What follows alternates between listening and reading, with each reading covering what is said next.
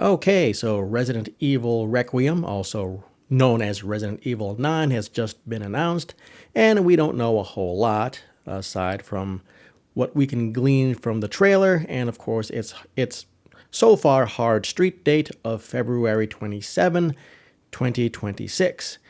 And despite the scant information, everybody has all sorts of theories about what the game is about. And hey, you know what? Why not add one more? That's right. I'm going to add my crazy theories as to what this game is about. And it's pretty wild, and I have no logical basis for what I'm thinking. So buckle up. Here comes some madness. Let's take a look at a part of the trailer here. Here is Grace Ashcroft working in an FBI office. Here comes her boss. And guess what? This is all a ruse. This is fake. This is not reality. Grace is not who we think she is. In fact, Grace isn't even who she thinks she is. This part right here, this is what's real. This is the real Grace Ashcroft. So, where am I going with this? Well, you better buckle up. Well, not you, Grace. You're already buckled up. Okay. You all remember Umbrella, right? They were that company that had some kind of weird OSHA violation in one of their labs / somebody's mansion. And this virus spread to this town called, Trash Panda Province or something like that. And then they nuked the place. Yeah.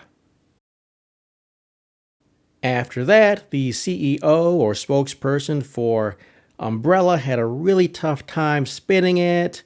Their stock prices dropped, and all their shareholders had a really rough day.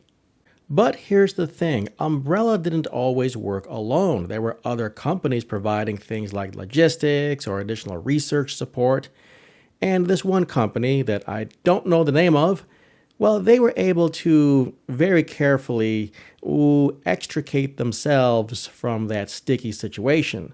They burnt all the documents linking them to Umbrella, and largely they were able to remain financially stable.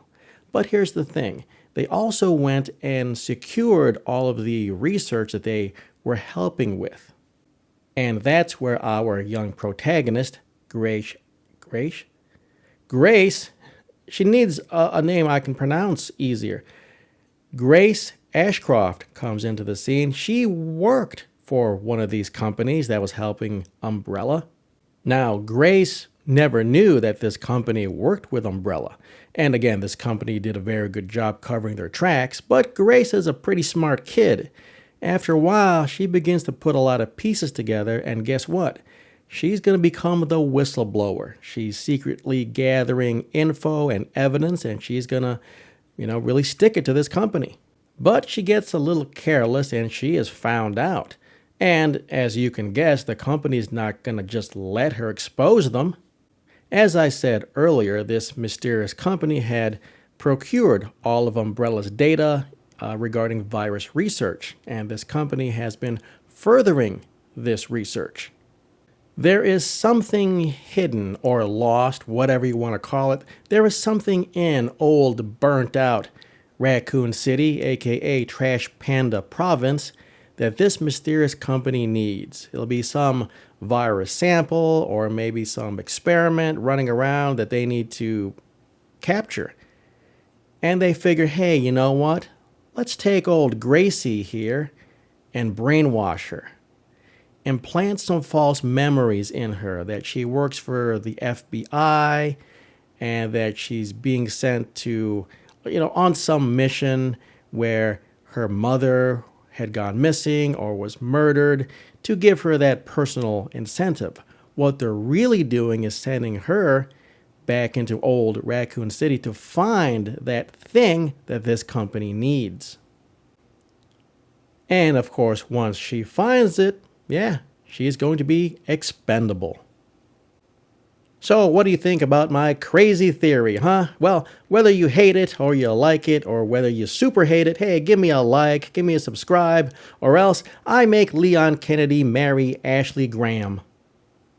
And trust me, I can do it too. Son of a